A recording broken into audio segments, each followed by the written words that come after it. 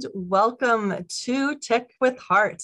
I am your host, Michelle Calloway, and Tech with Heart is all about empowering entrepreneurs to be successful in a rapidly changing digital environment. And business owners have a lot to juggle. And today's topic is how can you ensure that you are doing the proper self-care as a business leader? We're going to talk about tech tips that'll help you maintain that self-care. And with us, we have a very special guest around the topic of self-care. Her name is Lisa Towles.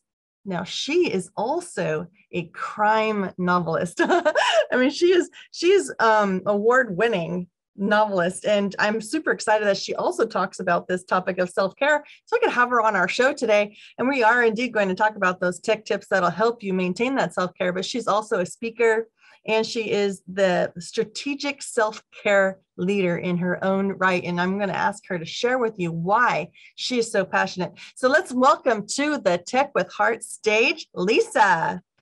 Hello, Michelle. Hello, everyone. So happy to be here.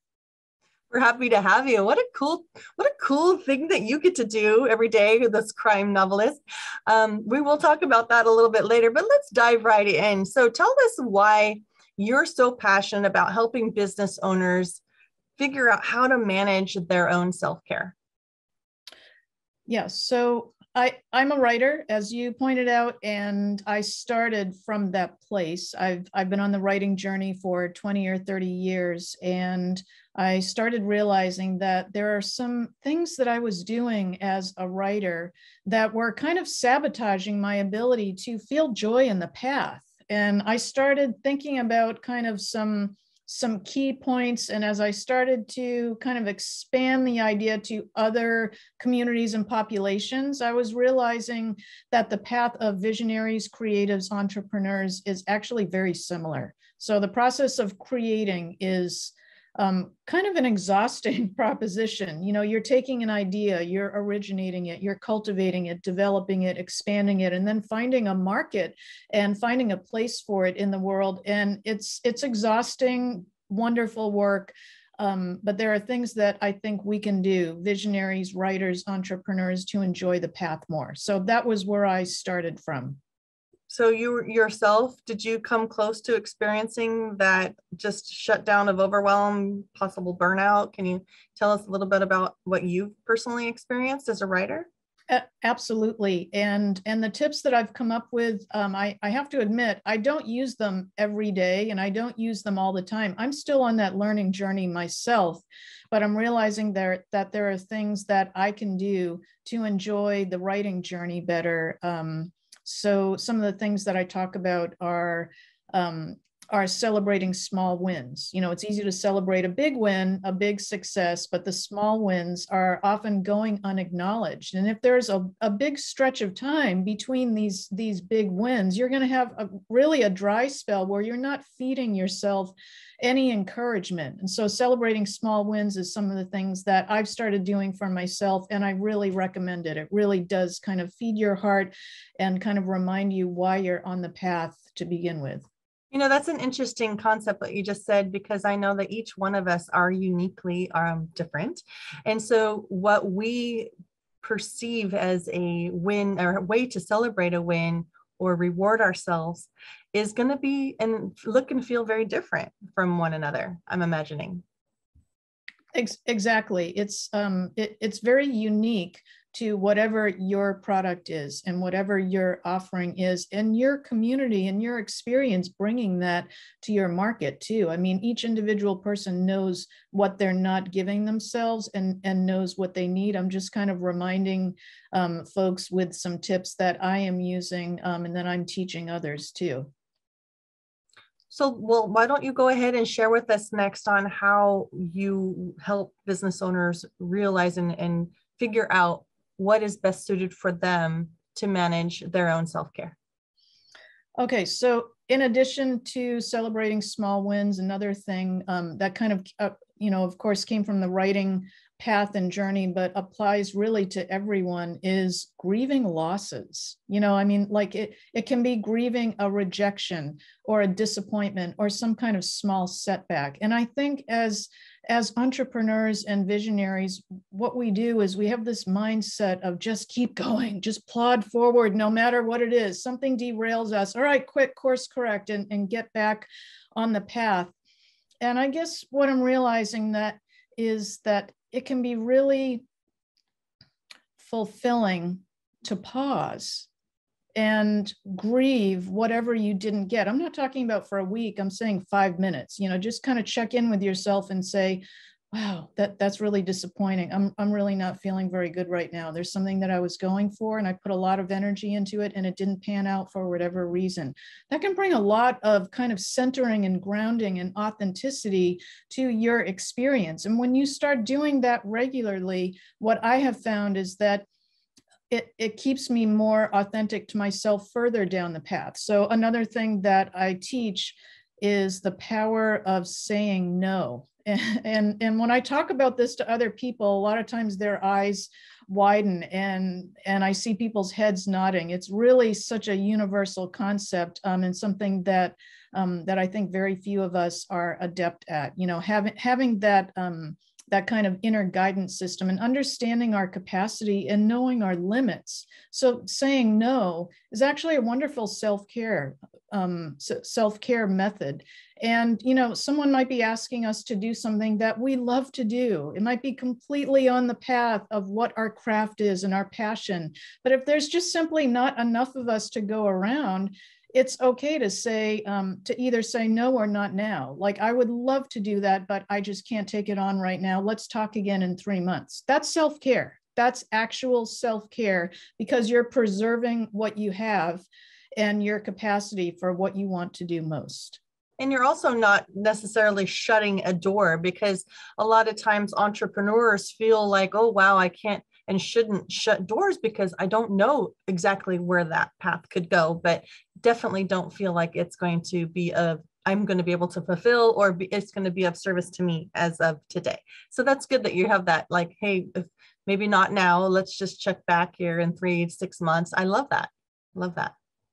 Can you talk a little bit about that grieving process? I mean, you let's go back just a little bit even further. You mentioned celebrate, and then you mentioned grieve. I really liked the grieve part because as an entrepreneur, I know a lot of us do, struggle with, it didn't work out. But I love also the statement that's saying there is no such thing as failure. There's just learning, and, you move forward from there. So maybe you can talk a little bit about the ways that you recommend certain business owners and leaders celebrate, and then also how they grieve. How can you give us some practical examples? Absolutely. So for celebrating small wins, one of the things that I teach is to acknowledge the win, tell someone about it, buy yourself a present. It can be a latte, like a yummy drink, or it can be a new gift for yourself, anything. It's really the symbol of it in the action and you kind of self-acknowledging that you have met a goal. And then capturing it by putting it in a win box. So something that I started is I found a beautiful box, just a wooden box that has like a star and some flowers on it. It just looked pretty, and I wanted to have it on my desk. It's right down there. And every time I meet a goal and I have a win, even if it's a tiny, tiny win, I print it out on my printer and I fold it up and I put it in the box. And by doing that, I'm acknowledging this is something that I've done, something that I can capture, that I can keep track of. I want to do more of those things. So those are my little tactics for celebrating wins. And grieving losses is, it's a deep, deep issue that has a lot of things attached to it. I think some of the things that are attached to it are a notion that we have to be perfect, and a notion that our output and what we produce in the world also has to be perfect. And I think those are some of those self-sabotage methods. And frankly, we're smarter than that, and we can do better, and we can be kinder to ourselves. Not that we can't strive for excellence. We do that anyway. We are doing that every day. But But I think demonstrating self-care acknowledges that it's okay to not be perfect and to be able to show the real you. So one visionary that I want to talk about is Eileen Strauss-Cohen. She's a psychologist and a writer and a teacher and an author, and she's just a genius. She published an article in Psychology Today earlier this year, I think in April, kind of debunking some myths about self-care. And one of the key points in the beginning of this article just really cut me to the core. It was self-care is cultivating and creating a life that you don't need to regularly check out of. Wow, that I know. She's really something. And she also talks about having boundaries and kind of appreciating what your capacity is. But, you know, really, I think this whole concept is about getting real with yourself, about what your deepest self really wants and needs.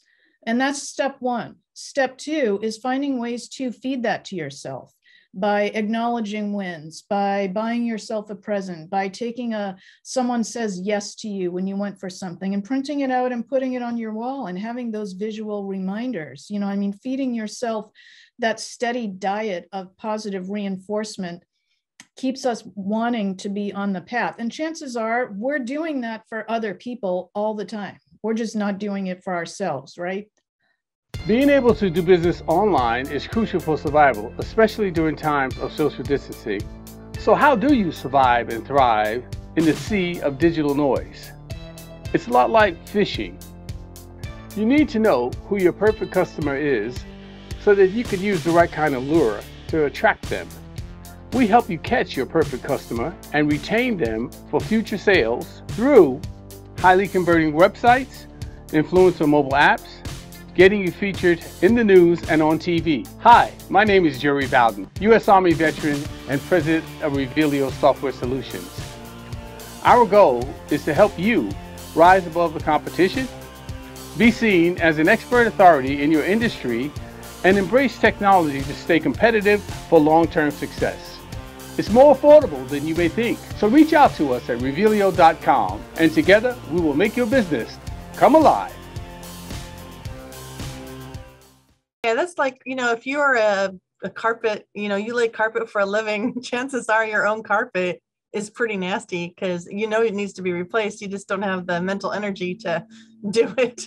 You know what I mean? And you don't trust anybody else to do it for you. So it just goes undone.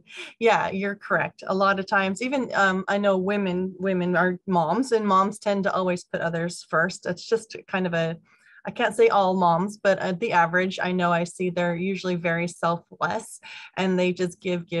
And unfortunately, then they have major breakdowns at some point because they have not been getting fed back in. And, you know, I love what you're talking about today. It's such something that doesn't automatically come to people's minds when they decide to step into being an entrepreneur. It is a different beast entirely from going to a 9-to-5 job, but it can be the most fulfilling life journey you've ever been on, especially if you're stepping into being an entrepreneur because of a calling and you know that that is your purpose. Like, I know that's why I do what I do. I assume that that's probably why you write and those crime novels, and because you believe it's a talent, it's a gift, it's a calling. And so, yes, this is good content. Let's go ahead and start tweaking into this tech side of things, because that's what Tech with Heart's all about, is empowering entrepreneurs, not just with ideas and strategies, but then can we implement technology into this self-care in a way that's going to really help them be more accountable and also just stay on track? Absolutely. There are some apps that I use, some that that are new apps that I'm just experimenting with now. And I think they're a really big part of how I not just think about self-care, but how I self-monitor. You know, I mean, like it's something that I want to track and I want to pay attention to. And 3 months from now, I want to say, how am I doing? Am I doing better with this? You know, it's that regular self-check-in. There was an app that I used called Fabulous. That's it's a wonderful app that's not just directed towards self-care, but it's kind of like self-improvement. and then another self-care app called Gaia, and then of course the Calm app that I think all of us have heard of. So when I talk about self-care, I say that it's not just about yoga retreats and massage therapy. It is about those things too. I mean, it's really kind of the totality of it, where you're stepping back and you're looking at, what am I not getting right now? How can I bring it to myself? And some of these apps can keep you on track. They have ways of daily tracking, of adding notes about what your experience is, tips to keep you kind of on the right track. And they're wonderful. And I couldn't live without them, honestly. So what is the Gaia app? It's similar to the Fabulous app, where it gives you a lot of tools and tips to keep you kind of centered on what you really want. Well, that's fantastic. I know there's always an app for everything, so it's good. And how would you discover? Did you discover them by a recommendation from somebody, or did you type in words like self-care in the App Store or on Google? All of the above. So I have friends that talk about the apps that they're using, and I also just went to the App Store and typed in self-care. I typed in self-care for writers, self-improvement. Sometimes if you're not finding what you want, you can kind of tweak the search criteria. But like if some of the things that we're talking about today, about not being perfect, if they're resonating right now, it's because some deep part of you needs to hear them. So, I mean, thinking like from that higher mind perspective, when you're in the App Store, or when you're looking on an Android phone to your list of apps, when you see something that looks right and feels right, it's going to ping something in you, and you're going to say, wow, that's the one I need right now. Let me look at that. Let me see what those options are. Let me see how I can kind of work that in to inspire me every day. These are great tips. I have a few I want to throw out there as well. My good friend is developing one called Fantastic Life, and it really does the whole body approach to, wellness, complete wellness. So you're addressing food choices, sleep choices, exercise choices, hormonal imbalances, perhaps. Stress could be a major player in hormonal imbalances. Different medications that you might need to be taking. How is that affecting the whole, everything? What is your sleep schedules and stuff like that? It's just super great to have an app that can track all of those things for you.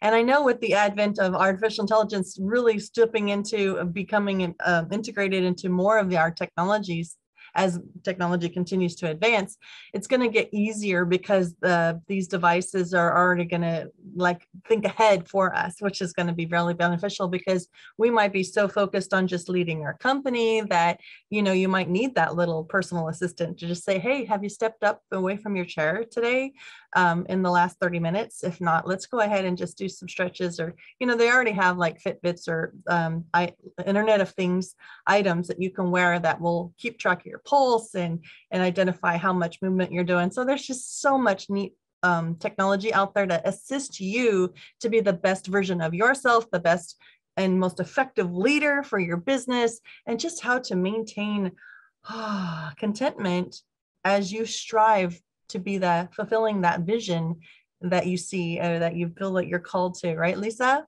Absolutely. And Michelle, I'd like to ask you, you're a visionary, you're an entrepreneur, you're a business owner.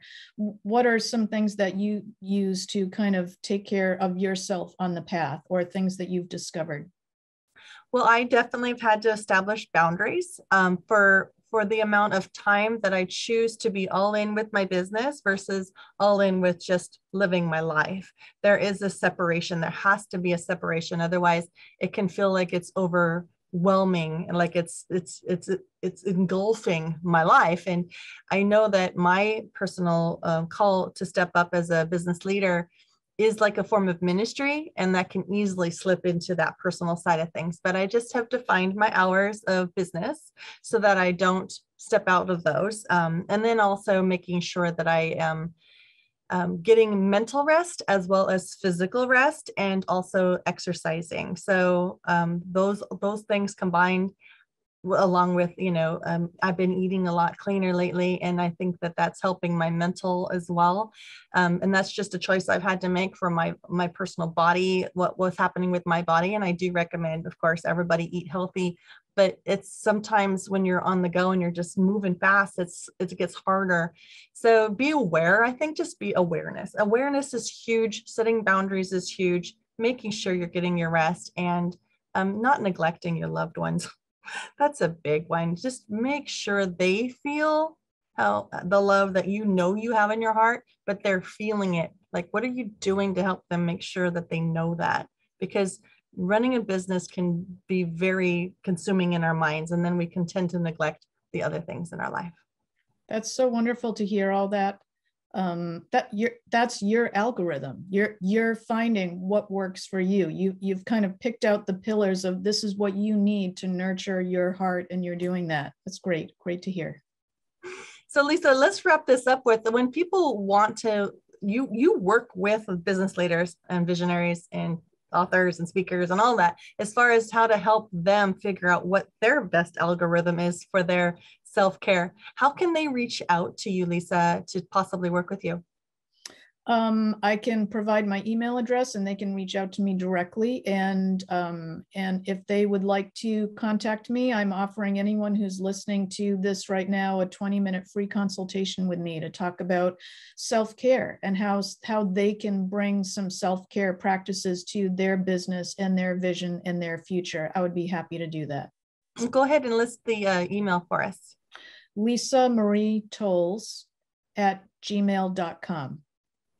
Perfect. And that is Towles, Lisa Marie Towles. And so you can reach out to her via email. And then Lisa, what would be the one thing that you really want listeners to walk away from today remembering about self-care? Okay, reducing everything to one thing, I would say you don't have to be perfect. Perfect. I love what you just said. That is perfect. Lisa, I know you just had a crime novel get published. Why don't you go ahead and share with us real quick as a little plug, what it is, why people should possibly pick it up, and it's the holidays, so it might be a really great gift opportunity right now. So go ahead, share. That's right. It's the month of December. So this book is called 95. It's my 7th published novel, and it's an edgy crime thriller about a college student, Zach Skinner, who transfers to University of Chicago. He realizes that there's a scam going on campus, and he starts investigating it and realizing that that's just the tip of the iceberg, and there's something way bigger and way more sinister going on. And by the time he figures out what's going on, it's kind of he's in too deep to get out. So this is called 95.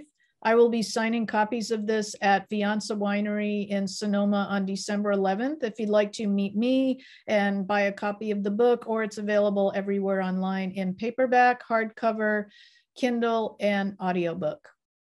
So just search Lisa Towles, Towles. Bound to be there. She's got a whole author page on Amazon. So you can go there, check it out. We'll put the link on those that are watching this on the video version. But thank you so much for sharing that, Lisa.